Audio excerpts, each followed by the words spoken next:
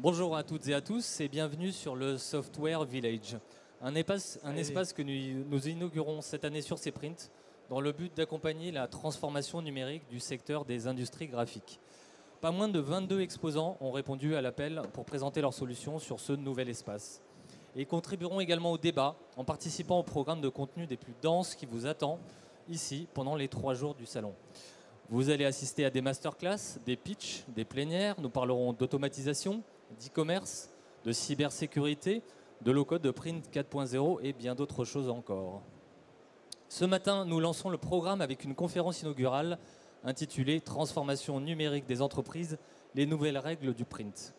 Car le sujet de la transformation numérique, exacerbé par la crise, s'est aujourd'hui imposé dans tous les secteurs, dont celui du print, bien entendu. Si l'on prend l'exemple de l'impression en ligne, il est évident qu'elle a joué un rôle d'amortisseur pour de nombreuses entreprises pendant la pandémie, au point de devenir un relais de croissance incontournable pour elles.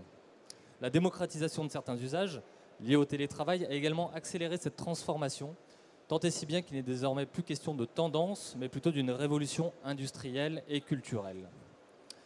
Cette problématique et bien d'autres vont être décortiquées ce matin par Ludovic Martin et ses invités. Bonjour Ludovic. Bonjour. Vous êtes expert e-commerce, web-to-print et marketing et vous allez nous accompagner sur le Software Village tout au long de ces 3 jours. Voilà, c'est le marathon qui commence pour 3 jours. Donc vous avez invité ce matin Pierre Guémard, responsable flux numérique et informatique chez ATC Group. Bonjour Pierre. Bonjour. Et également Xavier Desine, directeur de la Maison du Document. Bonjour Xavier. Bonjour. Ludovic, la parole est à vous. Merci. Bien, bonjour à toutes et à tous. Ravi de vous retrouver sur ce salon après 2 années, on va dire, d'hibernation.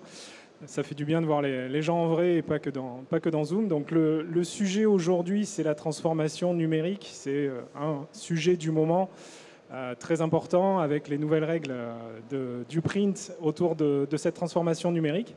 Alors avant de démarrer, je vais vous partager un petit sondage qu'a réalisé l'équipe de Cprint sur LinkedIn auprès de leur communauté avant cet événement. Donc ils ont interrogé les imprimeurs et toutes les personnes, tous leurs followers sur l'importance de la transformation digitale dans leur plan stratégique. Et comme on le voit aujourd'hui, c'est un élément qui est quand même prédominant parmi les préoccupations de tous les imprimeurs. Et je pense que c'est quelque chose que l'on partage. Alors, on le partage encore plus aujourd'hui parce que, voilà, on a passé 2 années un petit peu particulières, ça ne vous aura pas échappé. La crise sanitaire, lors du premier confinement, a révélé le retard de pas mal d'entreprises sur l'équipement digital, la capacité à télétravailler. Beaucoup d'entreprises ont été surprises par la brutalité du confinement et ont dû s'organiser un petit peu en catastrophe sur des sujets qui paraissent très simples aujourd'hui, comme les messageries à distance, la visioconférence, toutes ces choses-là, les chats ou autres, qui nous paraissent anodines aujourd'hui, mais à l'époque, rappelez-vous, ça a été très compliqué. Également, les histoires de VPN pour se connecter aux ERP ou autres. Donc cette crise sanitaire, elle a montré, dans un premier temps, le retard de certaines entreprises qui n'avaient pas anticipé potentiellement ce mode de travail, mais en même temps, elle les a obligés à réagir et aujourd'hui, beaucoup de PME ont rattrapé ce retard. Deuxièmement, le télétravail s'est imposé comme quelque chose de commun aujourd'hui. Parmi les offres d'emploi que l'on voit passer actuellement, le full remote ou le télétravail, une moitié de la semaine, c'est devenu un élément d'attraction des nouveaux candidats qui demandent ce type de mode de travail. Et forcément, le télétravail, il a un impact sur les dispositifs e-commerce et sur les dispositifs digitaux des entreprises. Et puis enfin, on y vient, le e-commerce. Alors il y a 2 ans, je faisais une conférence un petit peu sur les mêmes thématiques où j'expliquais que le e-commerce était en train de se développer. Dans les 2 années qui se sont écoulées, cette accélération a été très très importante. Je crois qu'en 2018, le commerce électronique représentait à peu près 9% du commerce de détail. Aujourd'hui, on dépasse les 13% et on est sur des croissances annuelles de 15% dans le commerce électronique. Et il ne faut pas croire que ça se limite à la vente aux particuliers. Dans le monde de l'entreprise, dans le B2B, le e-commerce a connu une croissance fulgurante. Et c'est un petit peu la locomotive de la transformation digitale dans les imprimeries et dans les entreprises en général. Alors tout à l'heure, je pense que ce soit Pierre ou Xavier confirmeront cet aspect-là. La transformation numérique, ce n'est pas uniquement déployer des outils. C'est avant tout une révolution industrielle, mais culturelle. On va voir que les parcours d'achat et donc forcément les parcours commerciaux ont changé. Les utilisateurs aujourd'hui, nous les premiers, avant d'acheter un produit, on va comparer les prix sur Internet, on va essayer de trouver de l'information avant de décrocher son téléphone et d'appeler, que ce soit un commercial ou quelqu'un pour un renseignement. Et derrière, même en B2B, les approvisionneurs, les acheteurs de grands groupes, aujourd'hui attendent de pouvoir commander depuis leur ERP. Ils ne veulent plus passer par des catalogues papier ou autres, malheureusement, mais en tout cas, il y a eu vraiment de profonds changements. Deuxièmement, ça veut dire que tout ce qu'on a évoqué auparavant, le télétravail, la culture du travail hybride, c'est des nouvelles cultures d'entreprise à mettre en place. On ne travaille pas aujourd'hui de la même manière qu'il y a 2 ans en arrière parce que la moitié de la semaine, on a des collaborateurs qui travaillent depuis chez eux. Ça veut dire qu'on fait des réunions hybrides à distance ou sur place, etc. Donc ça a vraiment profondément changé la manière de travailler. Et puisque ça induit la transformation numérique, c'est un terme alors que j'aime pas beaucoup, mais j'arrive pas à le traduire en français, c'est la scalabilité. C'est-à-dire qu'avec le e-commerce, dans un secteur d'activité qui connaît 15% de croissance par an, on apprend à aller vite et on apprend à croître vite. Et ça, c'est pas forcément évident parce qu'il faut avoir une structure d'entreprise qui soit capable de gérer cette croissance forte. Et c'est pas toujours évident parce que gérer la décroissance, c'est un problème, mais gérer la croissance aussi, ça demande de l'organisation, ça demande de l'anticipation, et ça se prépare. Et c'est souvent, on le verra plus loin, un écueil ou un goulet d'étranglement dans le développement des entreprises. Alors maintenant, on va essayer de définir la transformation numérique. C'est un terme un peu fourre-tout, un terme un peu valise, et dans lequel on retrouve plein de choses. Je vais essayer de le contextualiser par rapport à l'imprimerie. Alors je ne vais pas vous parler des Microsoft Office, de Zoom, Slack, etc. Je pense que vous êtes toutes et tous au fait aujourd'hui de ces outils-là. On va plutôt se concentrer sur notre cœur de métier. Quand on parle de transformation digitale dans l'imprimerie ou dans l'industrie, on parle de 4.0. Ça veut dire en fait des imprimeries ou des usines qui sont capables d'interagir, de s'interconnecter avec des systèmes extérieurs. Dans le schéma que je vais vous présenter, en fait, je vais vous montrer les 4 dimensions d'une imprimerie à l'ère du digital et à l'ère de la transformation digitale. Alors, on va commencer par des points d'entrée dans lesquels on va trouver, alors je ne sais pas si vous arrivez bien à lire, mais on va avoir des boutiques en ligne, par exemple, des boutiques B2C, des boutiques B2B, par exemple pour des réseaux de franchise ou des entreprises clientes. On va avoir les forces de vente qui vont travailler et ramener des devis, des appels d'offres ou autres. Derrière, on va trouver, pour supporter ces éléments-là, des catalogues de produits, des bases tarifaires qui sont aussi contextualisées. On va trouver peut-être de la personnalisation de documents en ligne pour supporter les boutiques. Et puis, on va avoir tout un tunnel de traitement de ces commandes, qu'elles soient en ligne ou qu'elles soient hors ligne, donc dans lesquels on va avoir les flux de traitement habituels des commandes. Et tout ça va arriver dans quoi ? Dans le centre névralgique de l'imprimerie, qui est l'ERP ou le MIS. Donc en fait, c'est votre système de pilotage de la production, du calcul des prix. Alors cet ERP, ça peut être un logiciel à part, ça peut être inclus dans le Web2Print. Je pense que Xavier nous donnera sa vision là-dessus, mais en tout cas, fonctionnellement, c'est une des briques essentielles dans lesquelles on va calculer ses tarifs, on va gérer ses stocks, on va également planifier sa production. Donc là, on a un flux vertical d'entrée. Et puis en sortie, on va trouver des flux d'automatisation pré-presse qui vont préparer les jobs à être envoyés sur les machines. On va trouver l'impression, la finition, jusqu'au conditionnement et à l'expédition. Et puis, dernière brique dans les flux de sortie, derrière, on va trouver l'encaissement et la facturation, qui sont des éléments à pas oublier et sur lesquels je reviendrai. Alors, on pourrait se dire que là, c'est bon, on a les flux normaux d'une imprimerie, on a tout ce qu'on veut. Non, une imprimerie, à l'ère de la transformation digitale, elle doit être capable d'interagir, de s'interconnecter.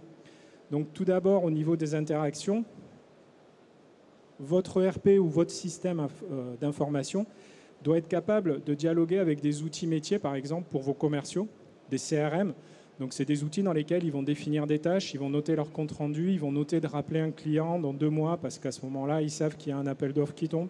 Donc c'est toute la gestion de la relation client.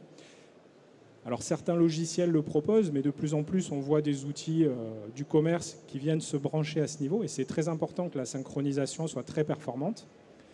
Ensuite, on va trouver, si vous faites du e-commerce, ce qu'on appelle de l'automatisation marketing, pour envoyer, vous savez, ces mails ou ces SMS qu'on reçoit au moment de la Saint-Valentin, du Black Friday ou de notre anniversaire, donc avec des automatismes ou sur des abandons de panier. Et puis le dernier point, au niveau des interactions, j'y reviendrai plus loin, c'est le service client. C'est ce qu'on appelle des outils de desk. C'est qu'en fait, aujourd'hui, un client, dès que vous faites du commerce en ligne, en particulier auprès de clientèle de petits professionnels ou de particuliers, si vous avez un problème, vous allez avoir des clients qui vont vous contacter par email, ils vont remplir le formulaire de contact, puis ils vont aller sur Facebook, ils vont vous engueuler sur LinkedIn quand ce n'est pas sur Twitter, Instagram ou WhatsApp. C'est-à-dire qu'ils tapent à toutes les portes jusqu'à avoir une réponse. Le problème, c'est que tous ces canaux, il faut pouvoir interagir avec eux. Et donc, on a des outils qui permettent de consolider l'information à un seul endroit, y compris la téléphonie, et de pouvoir consolider l'information autour de la fiche contact. Donc ça, c'est des outils très importants. Donc là, on a 3 dimensions, il en manque une. C'est que de plus en plus, aujourd'hui, vos clients, que ce soit par exemple des grandes sociétés qui ont un ERP, ils vont demander non pas à passer commande sur votre site B2B, ils vont dire moi j'ai mon ERP, j'ai mon interface, je veux pouvoir voir votre stock, je veux pouvoir voir votre catalogue produit, le tarif, passer commande et récupérer automatiquement les factures. Et donc on va être là sur des interfaces de type Punch-Out, API. Alors c'est peut-être des mots qui ne vous parlent pas, mais c'est des interfaces en fait, c'est comme des clés USB sur votre système d'information et qui permettent à des entreprises externes de venir se brancher. Il y a des plateformes d'imprimerie en ligne que vous trouverez sur ce salon qui se branchent de cette manière à leurs imprimeurs sous-traitants et donc qui utilisent ce type de système. Et votre ERP, s'il n'a pas ces branchements-là, quelque part, vous allez vous priver d'une clientèle et vous allez vous priver de débouchés commerciaux. Et puis enfin, suivant les secteurs d'activité que vous faites, mais on voit du grand format ici, on a de la signalétique, on a de la déco, il y a des imprimeurs qui vendent sur Amazon. Et pour vendre sur Amazon, il faut pouvoir aussi se connecter à ces marketplaces, se connecter à ces flux et automatiser un maximum de choses. Donc ce schéma, alors, si vous envisagez la transformation de votre imprimerie, il ne faut pas tout faire. Mais c'est un petit peu le schéma d'ensemble qui montre les briques fonctionnelles de ce que c'est qu'une imprimerie connectée à l'heure actuelle. Alors maintenant, ce que je vous propose, on va zoomer sur certaines briques et puis je laisserai la parole à nos invités. Tout d'abord, la première brique. Alors, assez fréquemment, on se dit transformation digitale égale web to print. Non. Moi, ce que je conseille, c'est de commencer par les flux pré-presse. Pourquoi ? Parce que, de mon point de vue, c'est la clé de la réussite ou de l'échec d'un projet de transformation digitale et de web to print. Pour quelle raison ?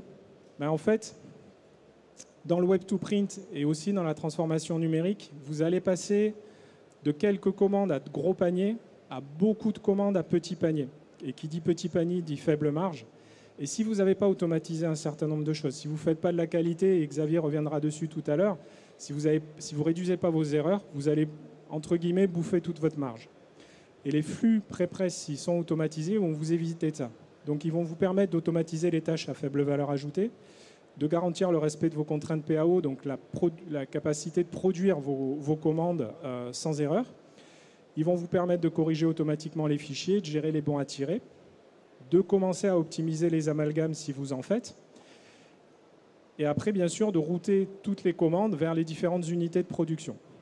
Donc ça, c'est un petit peu le garant de la préservation de votre marge dans votre modèle tourné vers le digital.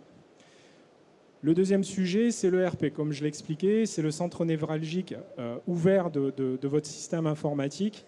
Et lui, il doit répondre à plein de problématiques. C'est le calcul des prix, c'est la mise à jour des prix. Je pense qu'aujourd'hui, toutes et tous, on est confrontés au problème de prix qui s'envolent sur des composants, sur de l'énergie. Donc il faut mettre à jour régulièrement ces tarifs. Et pour ça, il faut avoir un système d'information, un ERP, qui soit capable de supporter ça et de faciliter les mises à jour en masse.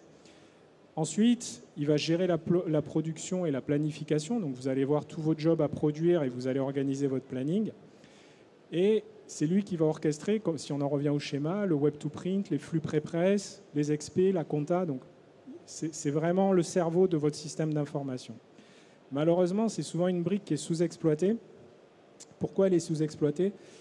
Soit elle n'est pas assez configurée et du coup on l'utilise à 20% de son potentiel, donc uniquement pour calculer quelques prix ou gérer le planning, mais on ne va pas l'exploiter complètement. Ou alors elle manque de connecteurs. Donc c'est aussi quelque chose qui arrive assez fréquemment et donc on a des ERP qui sont un petit peu fermés et qui n'arrivent pas à dialoguer avec d'autres systèmes. Alors je vais laisser la parole maintenant à Pierre. Pierre Guémard, donc responsable PAO et système d'information du groupe ATC. Alors j'aime bien la définition que tu... Bon, on va se tutoyer, c'est plus simple, que tu m'en as donné. ATC, c'est un groupe spécialisé dans le grand format monumental, c'est ça? C'est ça. Voilà, tu peux nous définir un petit peu ce que c'est? On a une imprimerie numérique grand format. Donc, on a commencé, moi quand je suis arrivé il y a une vingtaine d'années chez ATC, on avait les premières machines d'imprimerie numérique, donc c'est en 3 mètres de lèse. Donc à cette époque-là, voilà, c'était des machines qui imprimaient pas très vite.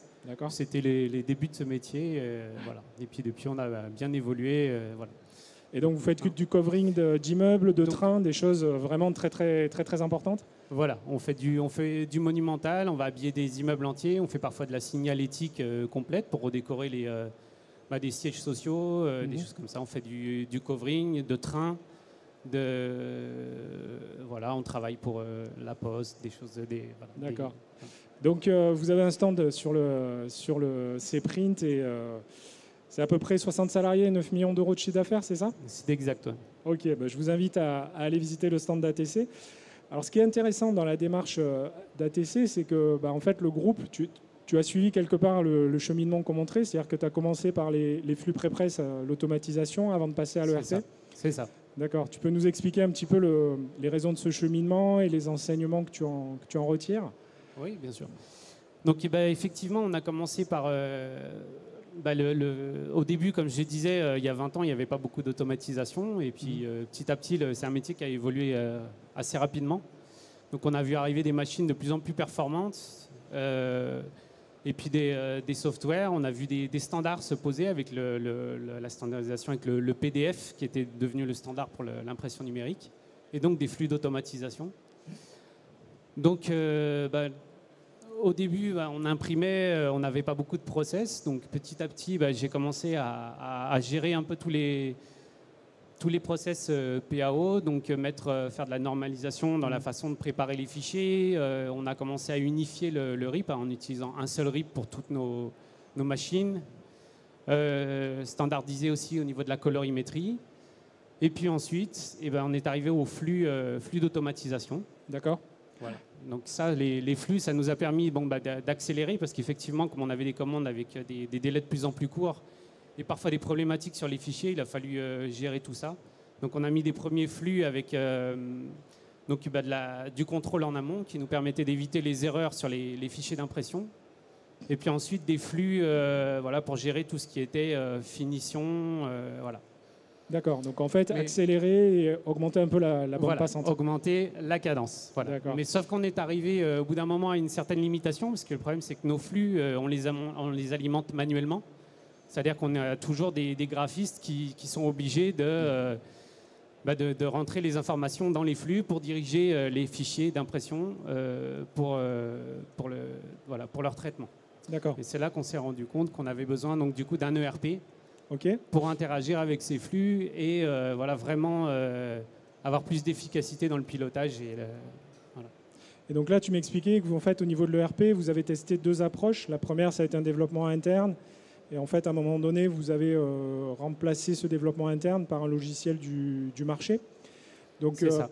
Quels enseignements un petit peu tu retires de ces 2 expériences et aujourd'hui, en fait, du fonctionnement par rapport au flux et à la préparation de toute la chaîne au niveau numérique, le fait d'avoir eu ces 2 approches?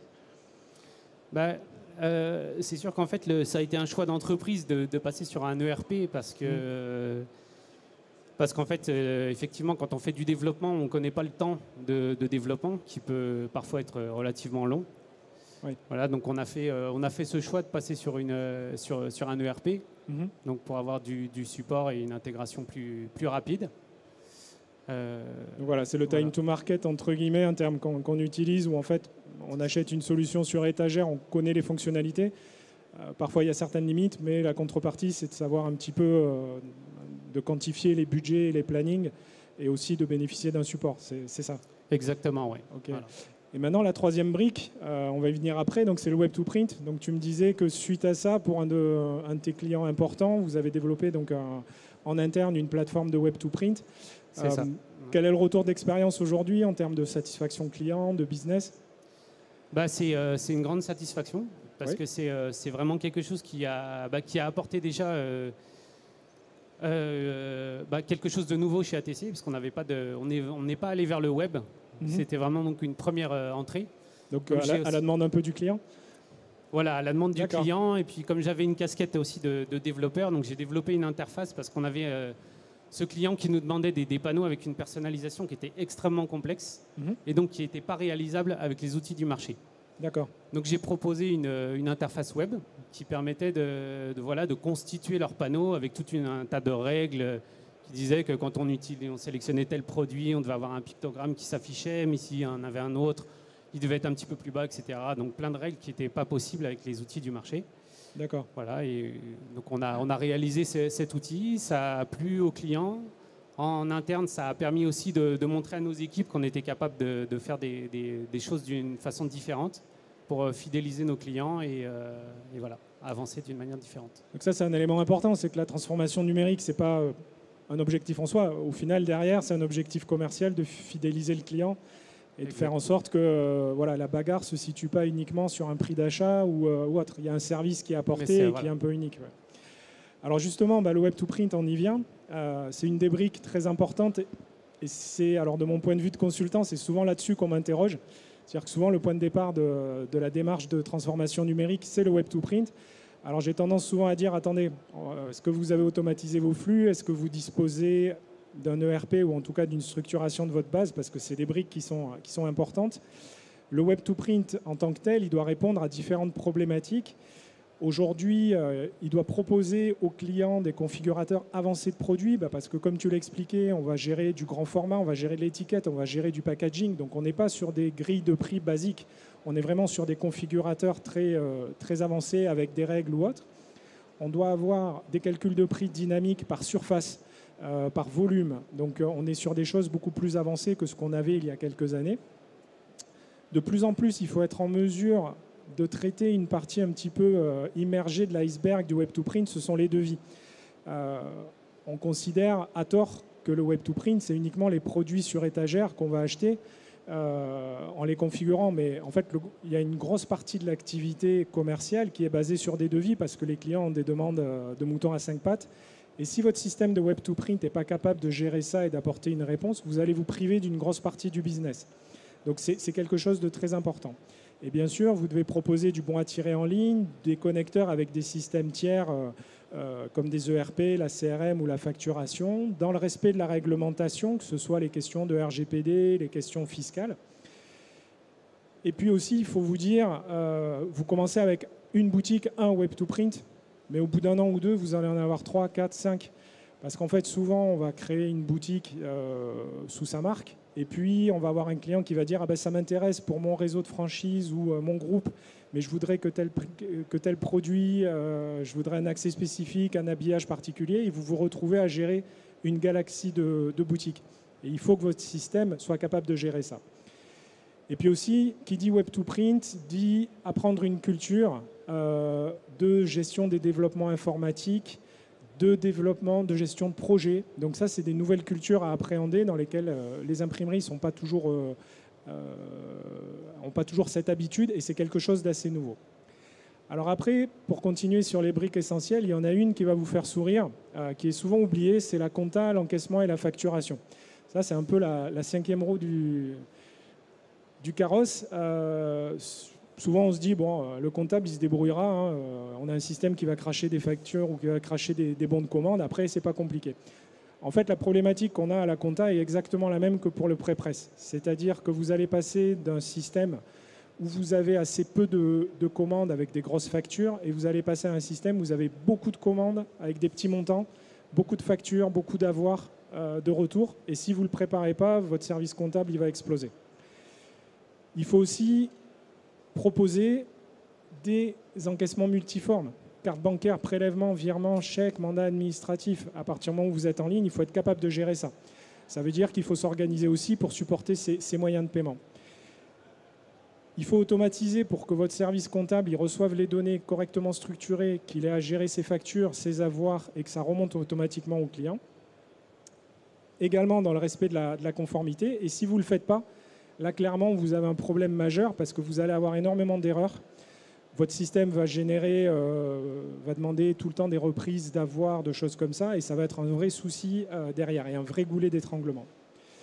Même chose au niveau du service client.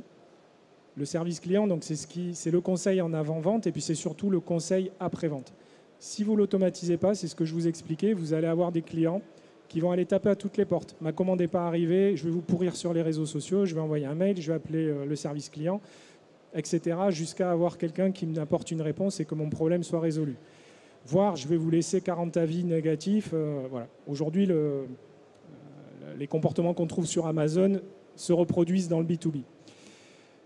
Vous ne pouvez pas avoir des opérateurs qui vont gérer ces canaux séparément, parce que sinon, ça fait trop d'interfaces, on n'a aucune vision du client sur les différents canaux, donc il faut utiliser des plateformes qu'on appelle de desk, qui vont en fait se brancher à tous ces canaux, qui vont récupérer toutes les infos et qui vont vous les faire remonter dans la fiche client et vous dire ce client il vous a déjà contacté sur le téléphone, il vous a déjà contacté par mail, il a laissé un message sur Facebook et n'importe qui intervient sur le dossier a la vue exhaustive de la vie de ce client-là.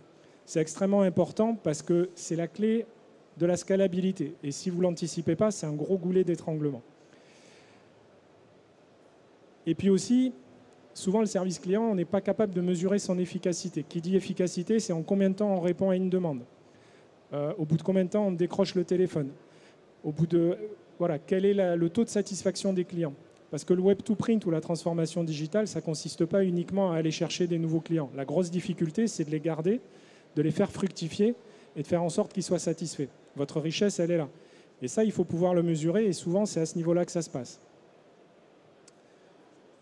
Alors justement, je vais céder la parole à Xavier Désigne, donc fondateur et dirigeant de la Maison du Document, un des pionniers du web to print, puisque tu as commencé dans les années 90, c'est ça? Absolument. Voilà, donc c'était un peu archaïque.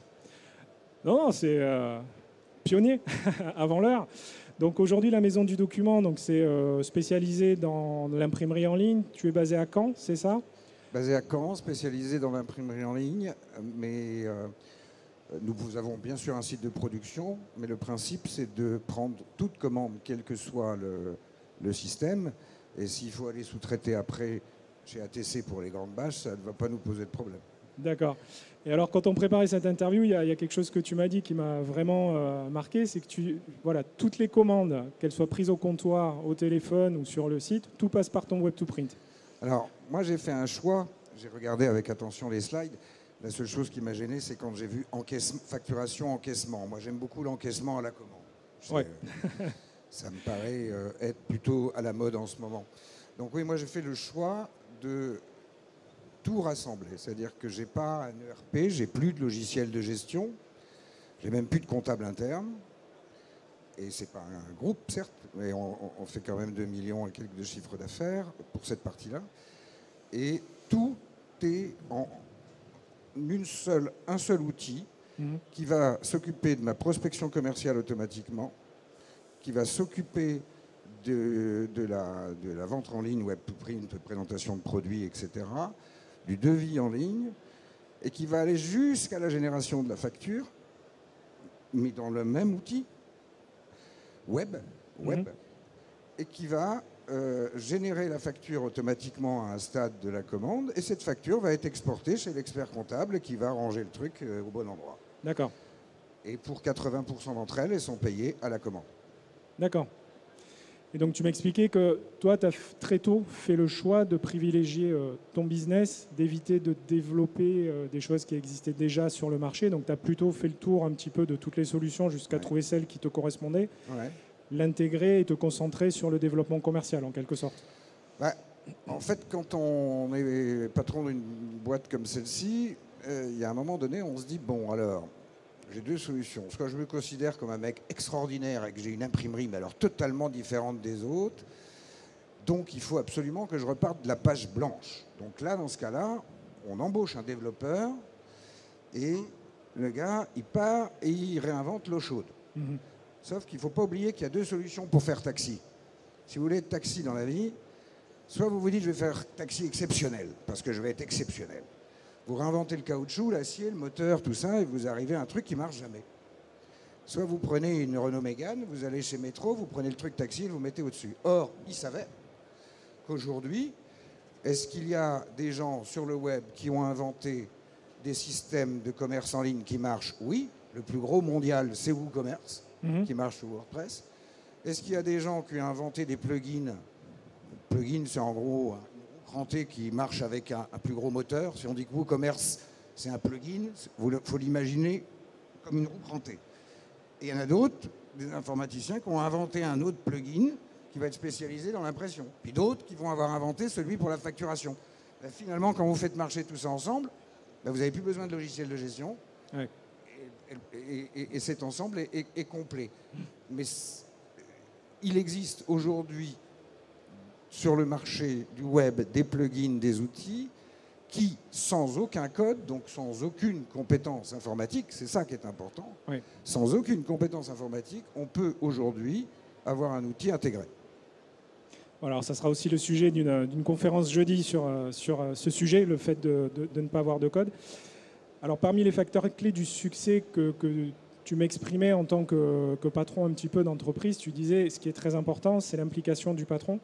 C'est de pas complètement gérer ça en externe, c'est plutôt de piloter ça dans la société et que le patron soit vraiment impliqué dans le projet et soit très attentif aussi à la satisfaction des collaborateurs.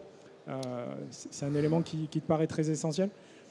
C'est primordial parce que en réalité, les patrons d'imprimerie actuels sont très peu branchés web. Sauf que je pense que ceux de demain, ils seront surtout branchés web. Oui. Donc, il faut se mettre dans une position où on est dans notre solitude de bureau patronal, là, et on se dit, bon, il faut y aller dans le web, to print, il faut y aller dans tout ça. Mais si je fais appel à... Si j'embauche un informaticien et que le gars, il s'en va, je suis dans la mouise. Si je fais appel à une société externe, je regarde, bon, purée, ils ont 5 salariés, etc. Bon, il ne faut pas qu'ils se cassent la jambe en allant au ski, parce que du coup, tout est intégré. Bon, et c'est là qu'on se dit, ben, finalement, la solution, c'est peut-être se mettre les mains dans le cambouis et de considérer que c'est un axe stratégique de l'entreprise. Et donc, il faut que ce soit le patron, soit un actionnaire, quelqu'un qui est dirigeant, qui se mette là-dedans. Et ça, je le crois profondément, on l'évoquait tout à l'heure, ça, je le crois profondément parce que le patron d'hier qui allait sous la machine Horizon pour débourrer le papier, à mon avis, il n'existera plus beaucoup. Par contre, quand on a une évolution des prix comme on a en ce moment, celui qui est capable de se connecter, quel que soit le jour et l'heure, et de faire, comme tu disais tout à l'heure, une mise à jour de prix en 5 minutes, oui. Voilà. Ça, c'est essentiel. Et je pense aussi de connaître tout le potentiel de son outil. C'est-à-dire de se dire, à un moment donné, il y a un axe de diversification où il y a un secteur qui booste. On l'a vu pendant la crise du Covid, les masques ou autres, d'être capable de connaître le potentiel de son outil pour pouvoir lancer rapidement ce nouveau produit. C'est pire que ça. À mon sens, c'est pire que ça. C'est que si on choisit un informaticien, j'ai rien contre les informaticiens. Un informaticien, ce n'est pas un homme de marketing. Un informaticien, c'est un informaticien. Or, qu'est-ce qu'on veut? On veut gagner plus de fric dans nos entreprises et avoir une meilleure gestion. Donc, il faut pouvoir intégrer dans un outil, bien sûr, les coûts, mais il faut pouvoir intégrer une dose de marketing subtile, parce que quand on discute entre nous, on s'aperçoit qu'il y a des clients qui vont être capables de venir dans la boîte X pour faire les flyers en 20 000 exemplaires, sans savoir que cette même boîte fait des drapeaux, est capable de leur faire des drapeaux, sans savoir que cette même boîte est capable de faire autre chose. Donc on voit bien que là, il y a du marketing. Donc si on le fait sur le web, s'il a acheté une fois des flyers, on va bizarrement lui envoyer un code promo sur les affiches et il va se dire « Ah purée, ils font des affiches ». Donc il y a de l'action commerciale. Puis il ne faut pas se tromper. Tout à l'heure, tu as parlé des commerciaux. Ça va être un vrai sujet demain. Oui. Le commercial, son coût de déplacement vient d'être multiplié par 2. Il faut peut-être se poser la question de savoir s'il ne faut pas qu'un commercial devienne un peu plus actionnaire de la boîte et devienne le commercial web-to-print qui manage le web-to-print. Avec plus de sédentarité, moins de déplacements et un positionnement différent dans la chaîne de valeur. Ou alors, il va falloir m'expliquer comment un imprimeur qui va envoyer un commercial vendre des journaux municipaux à une mairie en 4000 exemplaires, dans la bataille des prix actuels, comment il rentabilise le commercial. Moi, je ne sais pas faire. Ouais. Alors justement, ça nous amène, c'est la transition parfaite. La transformation numérique, ce n'est pas forcément la panacée. C'est-à-dire qu'il y a un certain nombre de risques dont il faut être conscient et qu'il faut anticiper. La question du commercial, par exemple, est essentielle. Si vous ne l'anticipez pas, ça va vous sauter à la figure à un moment donné ou à un autre, et souvent à un moment donné où ce sera difficile de le gérer. Alors concrètement, parmi les risques que l'on trouve dans des projets de transformation digitale, le premier, on en a parlé, c'est de ne pas s'impliquer. C'est-à-dire que le patron dit « Ok, moi, je délègue ça à une société ou je délègue ça à quelqu'un dans mon équipe. Je reviens dans 6 mois, je mets un budget. Je n'ai pas de vision de ce que permet de faire l'outil ou je n'ai pas de vision de globale. » Et souvent, en fait, les projets dérivent pour plein de raisons, parce qu'il y a l'opérationnel, parce qu'il y a des choix qui ne sont pas toujours optimum. Et c'est souvent difficile, lorsqu'on ne s'est pas impliqué régulièrement dans le projet, de pouvoir le recadrer. Le deuxième risque, et le troisième, je les mets en même temps, c'est mon nez trop de chantier de front. C'est-à-dire que le schéma que je vous ai montré tout à l'heure, il ne faut pas arriver demain dans vos équipes en disant « Ok, on va tout faire, dans 6 mois, je veux que tout soit prêt. On met un billet de 300 000 € sur la table et allez au boulot. » Non, ça ne marchera jamais. Vous allez noyer vos équipes, vous allez vous noyer vous-même. Il n'y a rien qui va avancer. Donc il faut vraiment se dire, on a une vision à long terme, on veut arriver à telle et telle chose. Par contre, on va y aller pas à pas. Et puis, chaque pas va permettre de préparer le suivant. Donc, vraiment le prendre dans le bon ordre en définition des priorités plutôt que de partir dans tous les sens. Autre risque, négliger la transformation culturelle. Je vous parlais tout à l'heure, par exemple, de clients qui vont vous contacter sur les réseaux sociaux, sur un chat. Dans vos équipes d'administration des ventes, ce n'est pas tout le monde qui est à l'aise avec un chat. Il y a des personnes que ça stresse beaucoup d'avoir une fenêtre qui s'ouvre et quelqu'un qui pose une question, pas toujours très poliment. À l'inverse, vous avez d'autres utilisateurs ou d'autres salariés qui sont très à l'aise avec ça. Donc ça veut dire qu'il faut positionner les personnes au bon endroit, il faut détecter ce qui les stresse, il faut en tenir compte, il faut former. Donc il y a un accompagnement très important. Et il faut expliquer aussi la vision globale. L'autre point, c'est de ne pas repenser son schéma d'action commerciale. On l'a abordé avec Xavier. Je pense que parmi vous, il y en a qui doivent se poser des questions, de se dire « Ok, on veut se lancer dans le web-to-print. » Bon, pas de problème. Pour éviter la question des commissions des commerciaux, on va monter une autre société ou on va lancer une autre marque. Bien à part. Comme ça, les commerciaux, ils ne seront pas commissionnés dessus. Et puis, ça sera très simple. Sauf que vos clients, ils vont vite comprendre que c'est la même société. Ils vont vite comprendre que sur le site de Web2Print, les flyers, ils vont les avoir moins chers que s'ils les commandent directement à l'imprimerie. Dans certains cas, ils vont squeezer le commercial. Puis quand ils vont avoir un problème sur le site, ils vont appeler le commercial. Et puis à un moment donné, ils vont dire « Ouais, mais c'est quand même pas normal, j'ai des conditions avantageuses de règlement, je suis un client historique, je ne les ai pas sur le web. » Enfin, ça va être une grosse pagaille. Ce qu'il faut vous dire, c'est très tôt, dès que vous commencez à dessiner votre schéma de transformation digitale dans laquelle il y a du web-to-print, il faut repenser le rôle de chacun et il faut repositionner vos commerciaux. Il faut leur dire peut-être effectivement qu'aujourd'hui, un commercial, il ne faut pas le positionner en prospection parce qu'on arrive à le faire très bien avec des outils marketing ou autres. Par contre, on va peut-être plus le positionner en développement. Donc, va se poser la question de sur quoi on le commissionne, où est-ce qu'on le fait intervenir. Pour moi, un commercial doit remonter dans la chaîne de valeur et doit intervenir à des moments clés pour développer des clients. Et ça veut dire négocier avec eux comment on les commissionne, on les intéresse. Et ça, c'est une vraie problématique. Tu veux peut-être ajouter quelque chose, Xavier ? Il faut savoir que dans les outils tout en un, la gestion des commerciaux, les commissionnements automatiques de commerciaux salariés internes ou externes, ça existe. Il y a un mec qui a déjà inventé un système, une roue crantée qui fonctionne avec l'ensemble. Mais le sujet des commerciaux est absolument essentiel. Effectivement, il y a un repositionnement à faire. Mais on voit bien qu'un commercial qui, fort du temps gagné, parce que c'est ça qu'il faut réussir à leur faire comprendre, fort du temps qu'il gagne sur son secteur, sur lequel il reste commissionné par ceux qui commandent en ligne, pourquoi pas, s'il utilise ce temps pour aller voir un client, un hôpital par exemple, ou une boîte X ou Y, mais prenons le cas de l'hôpital, et qui leur dit, voilà, vous avez un certain nombre de produits dans votre hôpital, ben moi je vous propose que lorsque vous vous connectiez sur notre site, ça change de look, ce soit le look de l'hôpital qui arrive, que tous les produits publics ne soient plus visibles, et que seuls les produits de l'hôpital, toutes les secrétaires aient le droit de les commander, et ça arrive au service achat, ça lui envoie un petit mail, et vous validez, et la commande est passée. Là, la fidélisation qui va être induite de cette démarche commerciale est beaucoup, beaucoup, beaucoup plus rentable que le commercial dans sa Renault Clio qui fait 150 km par jour pour aller vendre des flyers. C'est évident. C'est évident. C'est des petites choses importantes, mais le commercial, quand il fait son devis avec des méthodes, on va dire, anciennes, il envoie son devis, il met en pièce jointe PDF. Ah, super. Ah non, on envoie un devis en 2022. Le devis, il est certes en pièce jointe PDF, mais dans le corps du mail, il y a validé, payé, commandé. Voilà. Et on paye.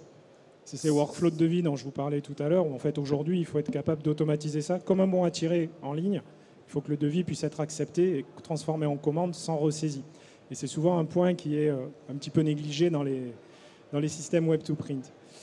Un dernier point, qui dit transformation digitale, dit que vous allez être plus exposé à des risques cyber. Alors je reviendrai là-dessus jeudi dans une conférence dédiée à ce sujet, mais il faut quand même en avoir conscience dès le départ en tant que dirigeant de société, de ne pas négliger ce point, de ne pas l'oublier ou de se dire ouais, ça coûte trop cher, ça ne m'arrivera pas, je suis trop petit. Aujourd'hui, c'est un risque qui touche toutes les sociétés, quelle que soit leur taille, et sur lequel il faut être très vigilant dès le démarrage du projet et sur toutes les briques que vous allez mettre en place. Si vous l'anticipez à tous les niveaux, ça sera plus facile à gérer par la suite et à anticiper. Alors pour terminer, avant de passer aux questions, donc pour résumer, la transformation digitale, c'est vraiment un projet stratégique d'entreprise. Il vous faut vous focaliser sur le business et le time to market, c'est-à-dire le délai entre le moment où vous décidez de lancer une solution et où elle est mise en œuvre et disponible pour vos clients. Éviter les usines à gaz qui prennent des années et qui aboutissent jamais parce que vous perdez de l'argent, vous vous défocalisez de votre business. Ensuite, prenez en compte que vous allez changer de culture, que vous allez changer la culture de votre entreprise. Donc ça veut dire qu'il faut que vous expliquiez les tenants, les aboutissants à vos équipes, que vous les accompagnez. Il ne faut pas les laisser toutes seules avec des nouveaux outils. Il faut vraiment être à leur côté. Planifiez sur un temps long, donc ayez une vision globale d'entreprise à 3-4 ans, mais avancez pas à pas, brique par brique, et appuyez-vous sur une brique pour passer à la suivante. Et enfin, voilà, former et accompagner. Alors ce que je vous propose maintenant, il reste un petit quart d'heure, donc on va se garder ce temps-là pour écouter vos questions. Ne pas hésiter à interroger nos invités sur des points qui vous paraîtraient intéressants sur ces thématiques. Quelqu'un aurait-il une question dans l'assistance? Alors j'ai juste récupéré un micro. Merci. Est-ce que vous avez une question? Ah pardon. Oui, ça c'est moyen. Il y a un autre micro.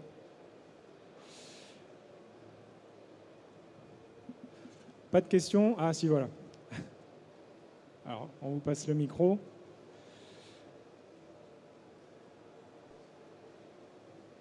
Bonjour. Bonjour. Merci, c'était vraiment très très intéressant. J'avais une question qui portait plutôt sur la prospection. Vous avez parlé tout à l'heure de tout centraliser dans un système d'information. Est-ce que dans votre prospection, vous utilisez l'outil LinkedIn? Je ne me pose pas de questions comme ça. J'utilise tout. C'est-à-dire qu'en réalité, on doit attirer le chiffre d'affaires avec tout. Donc, est-ce qu'il faut être sur LinkedIn? Oui. Facebook? Oui. Instagram? Oui. Est-ce qu'il faut envoyer des emailing? Oui. Oui. Oui. excusez-moi. Alors, Mais tout est centralisé, bien sûr. Voilà, il y a une automatisation. Affirmatif. Voilà, ok. Avec LinkedIn également pour la prospection. Absolument. Ok. Absolument. Moi, je compléterai un petit peu au niveau des CRM. Alors, suivant les typologies de clients que vous visez, si votre imprimerie en ligne est destinée à du particulier, LinkedIn n'est pas forcément pertinent. Par contre, si vous vous adressez à des entreprises, LinkedIn peut vous être utile déjà pour définir des populations cibles auxquelles envoyer vos messages. Et là, suivant les CRM que vous utilisez, il y en a certaines qui sont carrément connectées à LinkedIn Sales Navigator, donc qui est un module payant de LinkedIn, qui va vous permettre de faire la qualification de vos populations cibles, de les engager et après de voir qui va ouvrir vos messages, qui a cliqué sur la publicité, de les relancer et puis surtout de recevoir des alertes, par exemple, quand il y a un changement de poste ou quand il y a une actualité d'entreprise pour que votre commercial puisse réagir dessus. Donc après, ça dépend vraiment de la typologie d'entreprise que vous souhaitez adresser. Mais par contre, c'est un point sur lequel on parle de transformation numérique. Il faut vraiment former ces équipes commerciales parce qu'aujourd'hui, dans le B2B, un commercial qui sait utiliser LinkedIn pour chasser, pour échanger avec ses clients, pour publier des contenus, il va avoir un avantage par rapport à ses concurrents. Donc c'est très très important. C'est un outil qui est essentiel aujourd'hui. Ouais. Et pour compléter ce que vous dites et bien comprendre, pour les particuliers, oui, il faut plutôt viser le référencement, travailler vraiment le référencement plutôt que de la prospection digitale. Alors ça dépend en fait de la concurrence des produits sur lesquels vous vous positionnez. Par exemple, si vous faites de l'album photo, c'est un marché hyper concurrentiel. Si vous si vous êtes sur des produits qui sont très très très concurrentiels, ça va être difficile de faire de la publicité payante et même en référencement organique, ça va être difficile de ressortir parce qu'il y a tellement de concurrents sur la place que avec en plus des mastodontes qui attirent beaucoup de trafic, vous avez du mal à être vu. Par contre, sur votre région, vous avez la capacité, par exemple, Facebook, de créer des campagnes où vous allez cibler et vous allez dire, moi, sur ma ville ou mon département, je veux sortir en tête parce que je vais mettre des enchères plus élevées. Donc ça peut être Facebook, ça peut être des campagnes d'email où on peut, en achetant des bases, bien sûr, qui soient structurées pour et cohérentes, ça peut fonctionner. Après, il y a aussi des sociétés, aujourd'hui, on voit le retour de l'asile colis. C'est quelque chose qui parlera aux plus anciens d'entre nous. Dans la vente par correspondance, on a plein de e-commerçants qui font plein de colis tous les jours. Et aujourd'hui, c'est possible d'acheter un espace publicitaire dans le colis d'une société qui adresse la même clientèle que vous, de mettre un flyer. Donc en fait, en fonction de la population que vous allez cibler, il faut déterminer ce qui est le plus rentable comme canal d'acquisition. Donc toujours les mettre en concurrence et en comparaison, parce que sinon, vous pouvez avoir des budgets d'acquisition qui explosent. Très bien, c'est clair. Merci. Une autre question ? Moi j'ai une question du coup. À partir de quel moment on peut se dire qu'on a réussi sa transformation numérique ? Est-ce qu'il y a des indicateurs, des KPIs, enfin des choses un peu précises où on se dit là, ok, on y est ? Pierre, ton avis ? Peut-être, l'exemple que tu donnais tout à l'heure, quand on a un client qui vient taper un petit peu à la porte et qui demande une solution et à la fin qu'elle est aboutie, c'est un indicateur, non ? Oui, c'est sûr que c'est un indicateur qui permet de voir qu'on a vraiment réussi quand on a le client qui va rester avec... je sais pas. Ouais. Je pense qu'il y a un deuxième indicateur, c'est quand vous arrivez à prendre des clients à un concurrent en étant plus cher que le concurrent. Parce que la vente en ligne permet d'offrir des services complémentaires. Je vais vous prendre un exemple. Prenez le journal municipal. Il n'y a pas plus vieux que ce truc-là. Actuellement, comment ça se passe ? Vous avez l'imprimeur, il a 3000 exemplaires à faire, il fait des cartons de 50. C'est super. Mais c'est pas ça que veut le client. Parce que le maire du village, quand les journaux municipaux arrivent, il y a des bénévoles qui font leur tournée. Et le web to print vous permet de mettre une petite sélection où vous allez proposer à la personne de coliser différemment et de faire un emballage qui va avoir tel nom de telle quantité, etc. Bilan, le gain de temps va être fabuleux.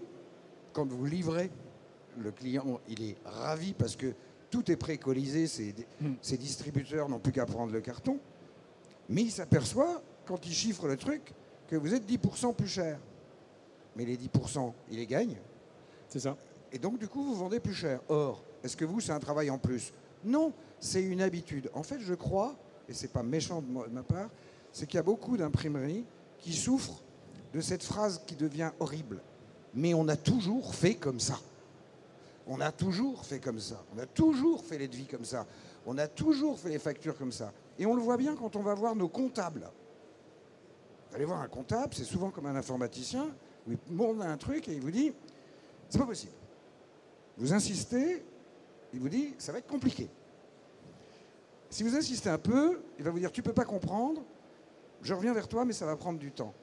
Et il y a un moment donné où il faut imposer les nouvelles modes. Un journal municipal colisé par secteur, aujourd'hui, c'est une base. Colisé en carton de 50, parce que le carton contient 50, c'est pas du service. Et on peut, quand on se met à réfléchir comme ça, on en obtient beaucoup d'exemples. Donc pour moi, elle est gagnée quand on vend plus cher. Sinon, on tire tout vers le bas. Moi, j'ajouterai un point pour compléter ça. Pour moi, s'il y a un indicateur à suivre, vraiment en termes de KPI, c'est l'évolution de la satisfaction client. Souvent, on se focalise sur le coût d'acquisition parce qu'on est tiré un petit peu par des agences d'acquisition web, etc., qui vont vous amener leurs indicateurs de performance, qui sont ceux de Google. Mais au final, ça ne veut pas forcément dire quelque chose. Le plus important, ce n'est pas le client qu'on acquiert, c'est le client qu'on garde. Parce que la rentabilité, elle va se trouver là, la fidélité va se trouver là, le fait d'avoir un client heureux qui va parler de vous, qui va rester et qui va développer le business, il est essentiel et il se trouve à ce niveau-là. Donc, soyez focalisés sur le taux de satisfaction de vos clients, mesurez ça, interrogez régulièrement vos clients sur ces points et sensibilisez aussi vos équipes, même motivez-les sur l'accroissement de la satisfaction. Et vous verrez qu'à long terme, c'est extrêmement payant.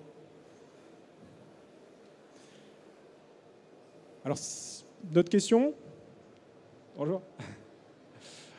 Bah, écoutez, ce que je vous propose, on arrive au terme de cette heure. Je voulais vraiment remercier Xavier et Pierre. Alors, on a deux visions différentes. Moi, je compléterai juste un point, Xavier, si tu me le permets. Pour travailler avec beaucoup d'informaticiens, il y a aussi des informaticiens créatifs qui savent, quand on leur pose un problème, être inventifs et créatifs. Donc, voilà, on a vu deux visions, mais je me tenais quand même de préciser ça. Ce qui est intéressant, c'est grâce à... Ça n'avait rien de méchant. Ça n'avait rien de méchant, mais c'est vrai que le patron d'une boîte, il doit comprendre ce qui se passe.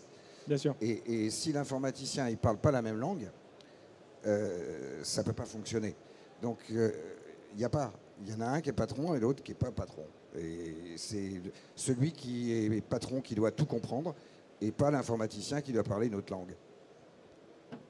Voilà.